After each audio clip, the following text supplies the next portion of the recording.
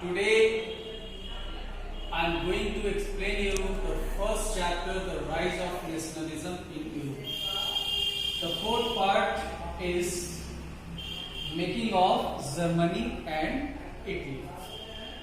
We have already learned about the unification of Germany. Today I am going to explain you how Italy was unified.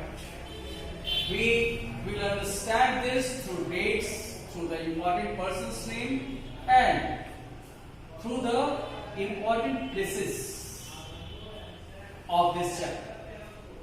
Now, start with dates. As you know, history is a systematic study of past. So, date chronology is very, very important. 1796 to 1815. This date is very, very important in European history and history of Italy also. These years are known as the Napoleonic era, 1796 to 1815. Napoleon ने जो France के liberal ideas थे उसको न सिर्फ France में बल्कि Europe में जहां भी उसका शासन स्थापित था उसको लागू करने का कोशिश, जिसके चलते इटली में एक लिबरल डेमोक्रेटिक आइडिया आया और इटली के यूनिफिकेशन में एक जागरूकता जो कहते हैं नवजागरण की तरह का काम इससे 1815 second date is 1815. The combined forces of superpower of that time, Persia, Austria, Habsburg Empire, and Britain and Russia combinedly defeated Napoleon in Waterloo finally. और इस युद्ध में हार के बाद मेटरनिख और के नेतृत्व में सब लोग वियना में बैठे थे यूरोप को रीसेटल करने के लिए, कैसे क्या स्वरूप होगा यूरोप का ताकि शांति बना रहे.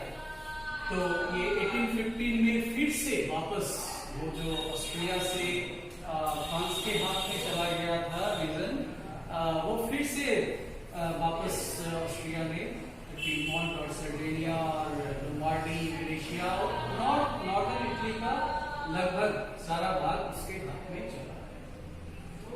1830s में आपको पता है गुसेपी मैज़ेनी ने एक इटली को यूनिफाई करने का बहुत बड़ा प्रयास किया था. यंग इटली की स्थापना की थी और सेक्रेट सोसाइटी के द्वारा अपने आइडियाज को वो लोगों तक पहुंचा था. 1831 और 1841 में रेवोल्यूशन हुआ, अपील हुआ पूरे यूरोप में, लगभग यूरोप के हर देश में अलग अलग कारणों से, और वो असफल रहा. फिर से कंजर्वेटिव पावर जो है सफल रहा अपनी सत्ता को स्थापित करने. Next date is 1849. On this date Victor Emmanuel II became the king of Piedmont, Sardinia. His father evacuated the throne for him. Another date is 1852.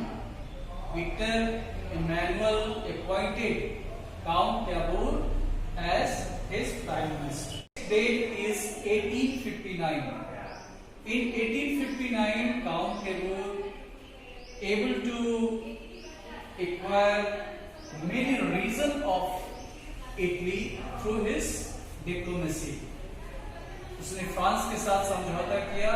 Crimean war में फ्रांस और ब्रिटेन को मदद करके एक इम्पोर्टेंट पॉलिटिकल पर्सनालिटी वो बन चुका था.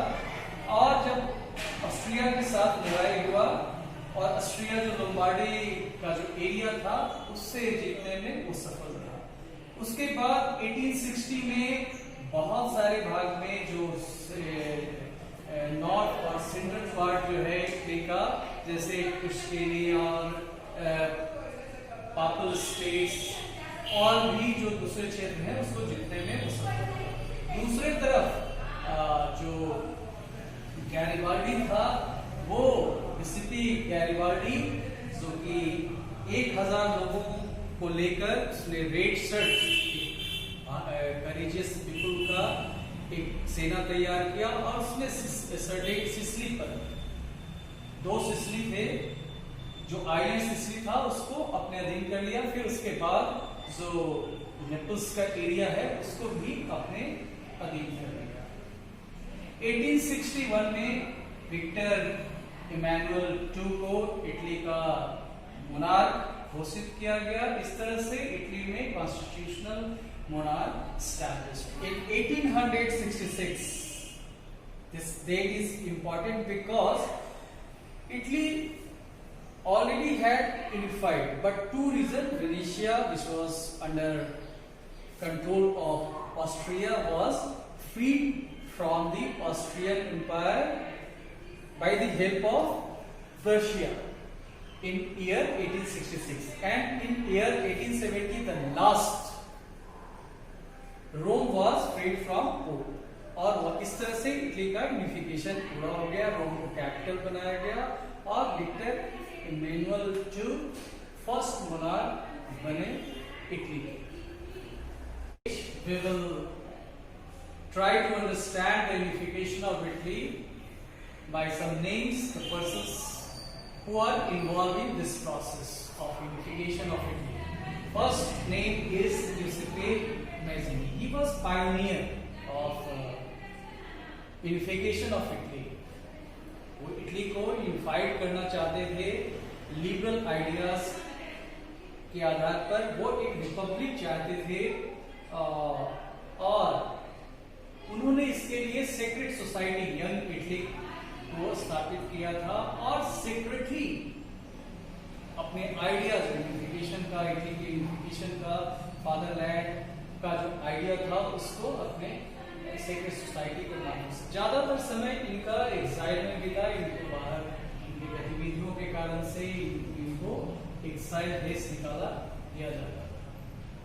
फिर एक और नाम है विक्टर इमैनुअल II, ये उस समय के मोनार्क थे और यही एक राज्य था पिडमॉन्ट सर्डेनिया, जहां की कोई इटालियन मूल का आदमी शासन कर रहा था। दूसरा नाम है काउंट कैबूल, जो कि बहुत ही तेज तर्रार नेता थे और इटली के यूनिफिकेशन में इन्होंने एक अहम भूमिका निभाई। इन्होंने अपने कूटनीति के सहारे से 1853 में जब क्रीमियन वार हो रहा था, एक तरफ ब्रिटेन और फ्रांस और दूसरी तरफ रशिया था, तो इन्होंने फ्रांस का मदद करके ताकि वो बाद में उसका एडवांटेज ले सके, उन्होंने उसको मदद किया था। और एक तरह से पॉलिटिकल एक पावर भी अपना दिखाने के लिए एक राजनीतिक शक्ति के रूप में उभरकर सामने आए थे। 1859 उन्होंने सेवोई और नाइस एरिया जो है फ्रांस को दे दिया और उसके बदले में जो पिडमॉन्ट सर्डेनिया का एडवांसमेंट था, लोम्बार्डी को जीतने में फ्रांस का मदद मिला। उसके बाद जो सेंट्रल पार्ट है पूरा इटली का, उसको उस पर कैप्चर करने में कोई बाधा नहीं बना फ्रांस। तो इस तरह से कूटनीतिक रूप से वो सफल रहे। एक नाम है गिसेपी गैरिबाल्डी, ये नाम भी बहुत प्रमुख है। इनके बारे में बहुत सारी स्टोरीज हैं, किंवदंतियां हैं वहाँ। और इन्होंने 1000 बहादुर लोगों को लेकर एक सेना बनाया था जिसका नाम रेड शर्ट था। और पहले इन्होंने 1860 में सिसिली 2 भाग में है, एक आइलैंड है और दूसरा मेनलैंड से जुड़ा हुआ है, उसको उन्होंने जीत लिया। उसके बाद काउंट कैबूल को उस समय लगा भी कि कहीं ये अपना राज्य स्थापित न कर ले, मगर गिसेपी गैरिबाल्डी पूरे तरह से निष्ठित थे। उन्होंने राजा को उपहार के रूप में वो एरिया दे दिया। अब नाम सारे खत्म हो गए, अब हम चर्चा करेंगे कुछ प्रमुख स्थानों। First name is Sardinia Piedmont. ये जो सर्डेनिया पिडामोंट थे, 2 एक द्वीप है और एक मेनलैंड से नॉर्दर्न पार्ट है। यही एक ऐसा स्टेट था जो कि एक इटालियन मूल का आदमी वहां शासन चला रहा था, विक्टर एमेनुअल। बाकी सारे स्टेट में कोई ना कोई विदेशी सत्ता एस्टैब्लिश था।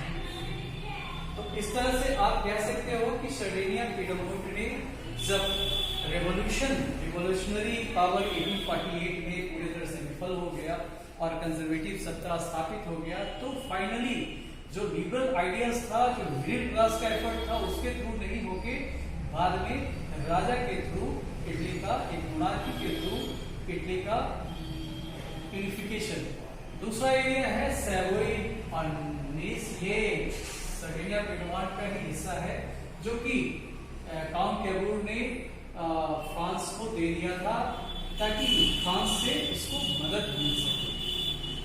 लोम्बार्डी ये नॉर्दर्न इटली का एक हिस्सा है, और वेनेशिया की ये ब्रह्मा, सैन मैरिनो, मोडेना, ये सारे टस्कैनी, ये सारे ऑस्ट्रिया हैब्सबर्ग एम्पायर के अंडर था। और लोम्बार्डी को शुरू में ऑस्ट्रिया से, फ्रांस के हेल्प से उसको इंडिपेंडेंट कराने में इटली सफल हुआ। इसके बाद फिर वेनेशिया 1863 में प्रशिया के साथ मिलता है, बाद में ब्रह्मा, सैन मैरिनो, और ये सारा बात 1860 के आसपास ही इटली में मर्ज कर चुका था।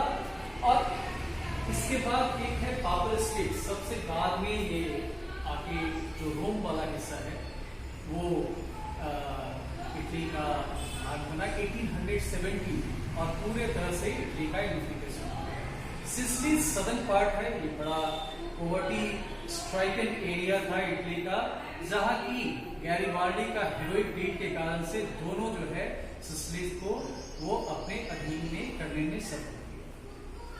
तो I have completed all the things from this chapter. I think it is enough for you. If you go through the chapters, you will find that the chapter has become very easy for you. Thank you for staying, watching the videos.